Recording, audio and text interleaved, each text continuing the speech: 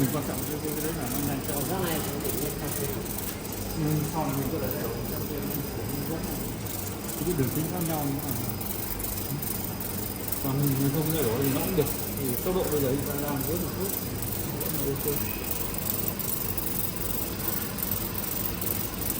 Thử chiều sâu có đạt chiều sâu.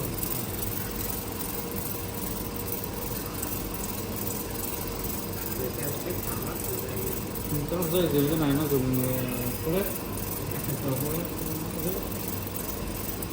Phá ra thì nó chỉ có kệ thôi.